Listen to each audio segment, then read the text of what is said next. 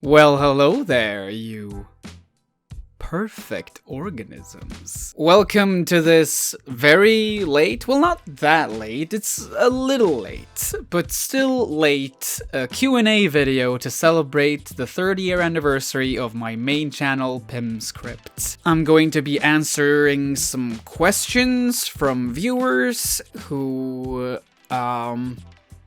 watch my videos for some reason. No, seriously though, they have every right to do it. My videos are actually kind of great. And if you just randomly stumbled upon this video because the YouTube algorithm is weird like that, go check out PimScript. It's good shit. I know because I made it. So without further ado, here are the questions. How many lobsters are there? Like, total? Enough. What is your favorite breakfast recipe? You know, I'm not much of a breakfast person, if I'm being honest. I usually just eat breakfast to, get the nutrition and, so I'm able to go to work and stuff. And survive until lunch. But if I have to pick something, I guess it would be like I'd take a baguette and throw it in the oven, take it out, put some vegetables in it, maybe... I don't know, maybe some, vegan chicken equivalent, and, if I want to make a luxury breakfast, I'd make something like that. Maybe a glass of orange juice, or, hell, maybe if I even get my hands on, a vegan muffin, that would be pretty good. I'd say that's a pretty good breakfast, honestly. Pretty basic with a baguette, I guess, but, I am as basic as white bread. How is it to work with incredibly cool, handsome, and modest YouTubers like David J. Bradley? It's great. It's one of the best things, if not the best thing, about working on YouTube stuff. David is obviously included in this, but I have met so many fantastic people through working on YouTube. And some of those people I would never in a million years have expected that I would be talking to them, in any capacity. Not through voice chat, not through text messages, not at all. But something I realized fairly quickly when I started out doing this channel in particular, because I've been working on YouTube stuff for 10 years, but a lot of that time was in Swedish. I just realized that people with these large number of subscribers are not pretentious in the slightest. They are very kind, very helpful, and they've been in the same spot that you have been. They know the struggle. They know the how freaking terrible it can be to do YouTube stuff, and so they're very helpful and understanding. Because of that. And I am so grateful to have come across both people I'd never heard about before I started the channel and become friends with some of them, or at least acquaintances, but also that some of the people that I've admired for years turned out to be freaking amazing, even in private. So, yeah. David, you actually are cool, modest, and above all, handsome. So, thank you for that. Are you winning, Pim? You know what? I think I am. Yeah, I think I am winning. Top 3 horror novels. Oh, this is the part where I out myself as a person who don't usually read that many books. I used to when I was younger, but something I came to realize as I got older was that my attention span, especially for reading books, only got worse. Maybe that's because I stopped taking ADHD medication. I've wanted to start doing that again for years, but the healthcare system, everyone! So yeah, I don't read that many books in general, apart from maybe research books. I read a couple of books while I was working on the Saw video, for example. But other than that, it's not that much fiction that I read. I guess The Phantom Carriage by Selma Lagerlöf is up there, maybe? Maybe Ring by Koji Suzuki, or maybe even Spiral by the same author. I don't know if this is a controversial take, but I might. I haven't read them in a while, so take this with a grain of salt, but I might prefer Spiral to Ring. Please don't burn me alive. Apart from those, I actually don't know. I've wanted to read Let the Right One In for quite some time, especially since one of my future plans, if I ever reach that Patreon goal, hey, there's a plug, I want to make a video about the film Let the Right One In and why that is the best Swedish film ever made. So, you know, if you want to give me an excuse to read the book, there you have it. Will you make a vid on the Medium? No, I actually considered doing it for quite some time. It's the reason why I bought the game even, but I don't know, I just got really tired of the discourse surrounding it, and even though my plan was to buy it and play it and try to find any redeeming qualities about it, to sort of put things in perspective, I just didn't want to contribute to the discourse surrounding that game at all by the time I finished it. I just read so many comments about that game, mostly negative, and I just felt like, sure, Bloober Team deserves a whole lot of criticism for the things they've done in terms of how they portray people with mental health issues, but I mean, enough is enough. Really. You are beating a dead horse at this point, especially considering that Bloober Team is far from the only devs or filmmakers or artists in general who have depicted people this badly in terms of people with mental health issues. So no, there's not gonna be a Medium video. There might be a reference to the Medium at some point if I find an excuse to talk about it in relation to something else, but yeah, there's not gonna be a video explicitly about the Medium. Any horror movie you would love to watch but can't find anywhere. I don't know if I've looked hard enough, but I would really want to watch the Tomie films based on the Junji Ito stories. Like, it's a whole franchise at this point, and from what I've seen of it, it doesn't necessarily have that much to do with the manga anymore. So I just kind of want to see where this new film adaptation universe diverges from the original intent in the manga. You know, for the same reason I want to watch the Sadako versus films, which honestly seems like an entire franchise as well. I've only seen Sadako versus Kayako, which is an experience. But yeah, I'd love to watch the rest of them, and I don't think they're that easy to get your hands on, but yeah, I'd say those films, the Sadako versus films and the Tomie films for sure.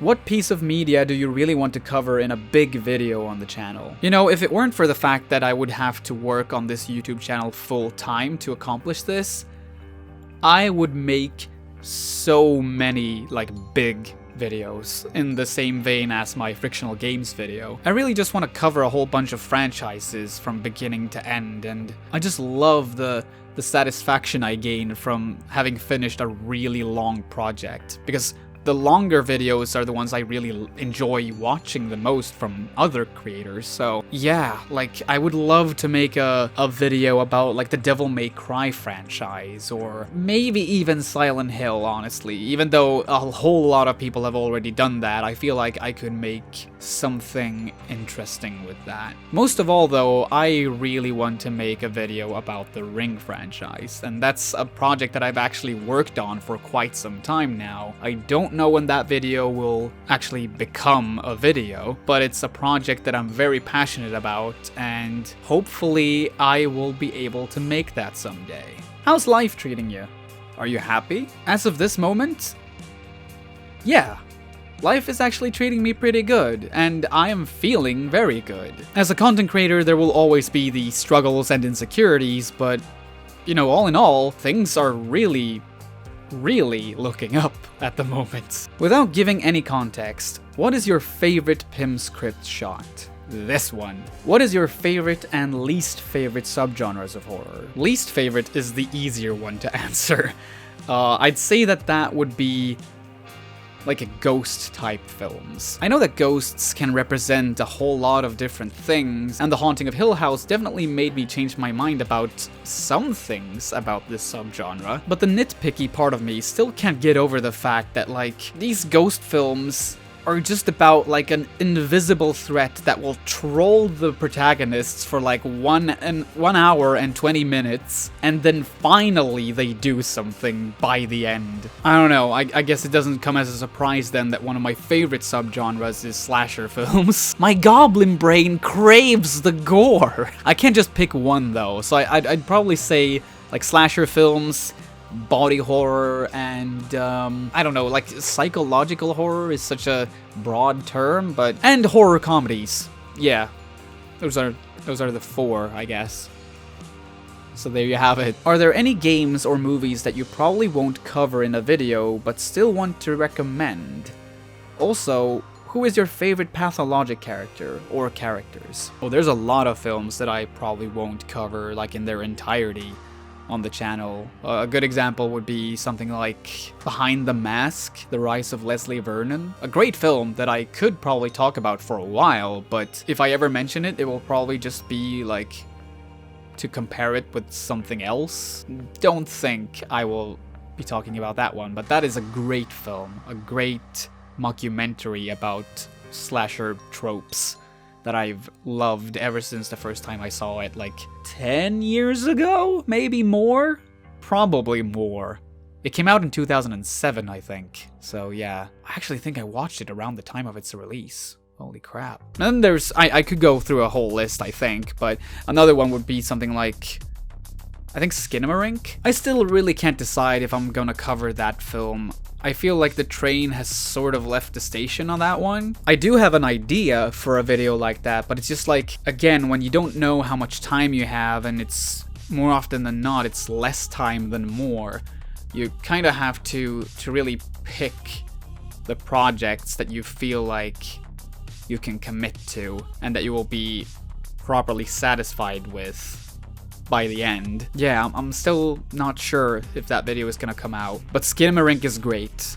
It's a really slow burn, but it's a fantastic mood piece that is, and I don't mean this in a condescending way whatsoever, but I think it will sort of tell you what it is. It's more art than a film. It's like, it's a film that you could put on at a party at like an artist's college or something. Like even without the sound and a bunch of music blasting in the background, you could put up a CRT and have Skinamarink play in the background, and it would just fit in perfectly as this sort of mood enhancer. It's a grimy or grainy, I should say. It's a grainy film, but a beautiful one.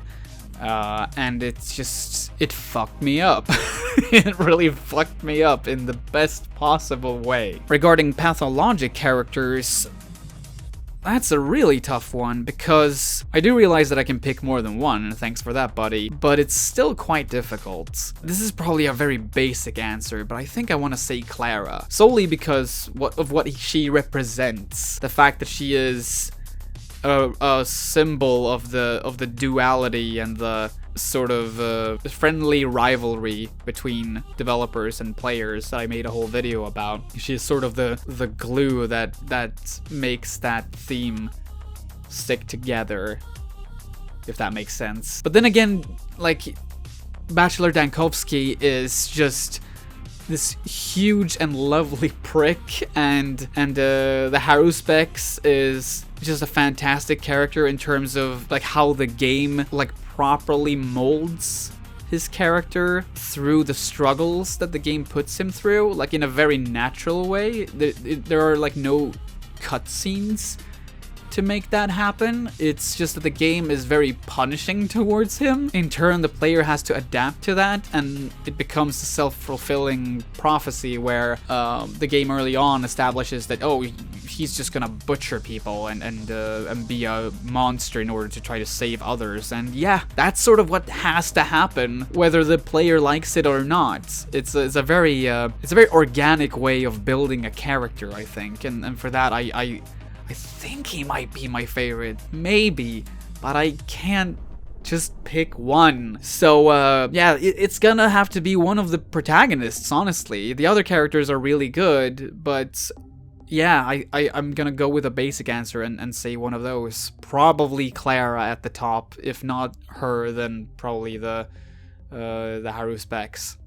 which for some reason I forgot the name of at this very moment, which makes me want to say that, yeah, Clara is the better character because I remember her name. What's the video that you're the most proud of creating that you've put on your channel? Or if you could go back and change one thing in a video of yours, what would it be and why? Again, it's this problem of having to pick one of your favorite children. I am especially proud of the Frictional Games video simply because of just how much time it took to make that, and yeah, I can go back and watch that video and just feel like, yeah, I fucking stand by this still. And it's the video that most of all of them inspire me to want to make more videos like it, even though I don't have time for that. Other than that, I would say the Cry of Fear video, the Saw video, the Venom video. All in all though, I think the videos that really makes me the most proud are the ones that people respond to the most, where I actually get like comments from people who feel like I've changed their minds about something or made them look at a thing in a different way. You know, the videos where it feels like you've actually brought something entirely new into the world, even though it's practically impossible to make something entirely unique. It feels pretty good to have made something where it's like, oh, this thing that I created with my own hands was something that this audience had never seen before or never reflected on before. I think that fills me with so much like creative joy, and I wish to make a whole lot more of those type of videos in the future. Stuff I would change, well, I'm always gonna want to change things in all of my videos. I find it funny because I'll watch videos on YouTube and I'll feel like, oh, this video is absolutely perfect. It's completely freaking flawless.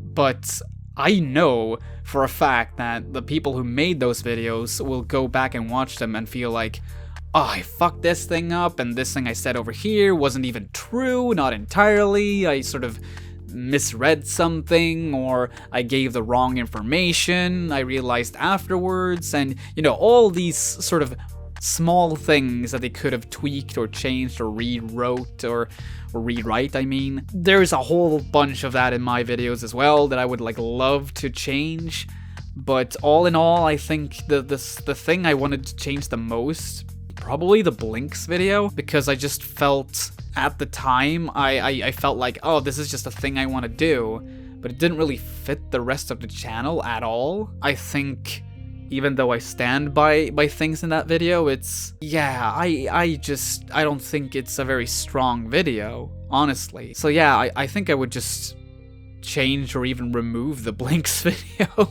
Not remove it, I obviously want people to still be able to watch it, so I'm not gonna remove it, but you know, if I were able to go back in time and change some things, I would probably have made a different video than the Blinks one.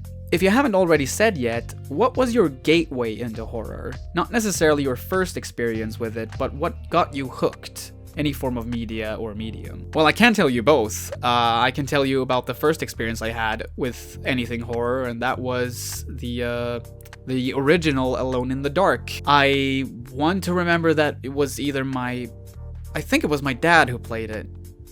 Not for long, but he did play it. And I specifically remember the attic scene at the very start. That was sort of burned into my mind. Also just the Thriller video scared the shit out of me. The thing that got me hooked though, I think it was Freddy vs. Jason, and then the Saw films, because the first horror film that I ever saw, which feels so not cool to say, but yeah, that was Freddy vs. Jason in 2007.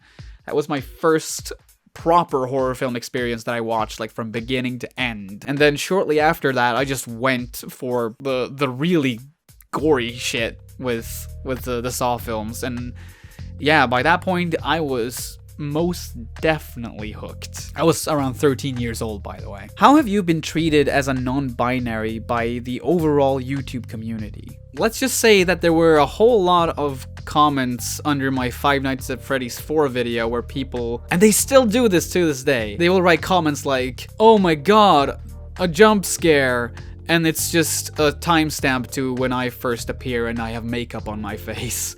So I guess that says something about, at the very least, the Five Nights at Freddy's community. But yeah, all in all, I have been treated very well. There's always going to be transphobic people online. I mean, until we bring out the guillotines. No, but seriously, it's been good. I've been very well treated by my peers and my I guess you could call it fans or viewers, I don't know.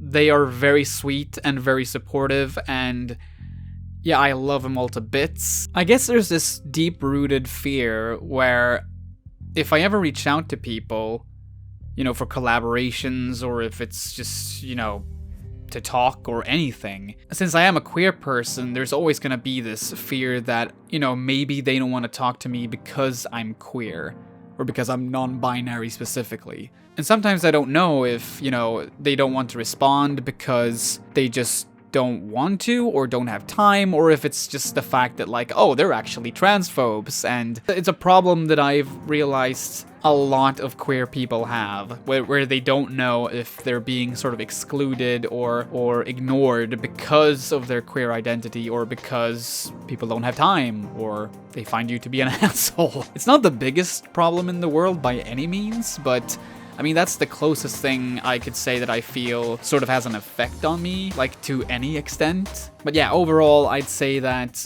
there's gonna be the really terrible eggs, but overall, I've been treated very well by the community, and the horror community overall is for sure very inclusive. And I mean, any person who is a part of the horror community that denies the incredibly queer aspect of it is just fooling themselves, like, to an astronomical degree. And that's it for me, at least this time. Thank you all so much for the questions. I think I might try to do something similar next year, but hopefully it's gonna be a live stream then. And yeah, until next time, keep watching the videos on Pim's Crypt. They're good videos. And I'm still really bad at ending them. What are these finger guns doing?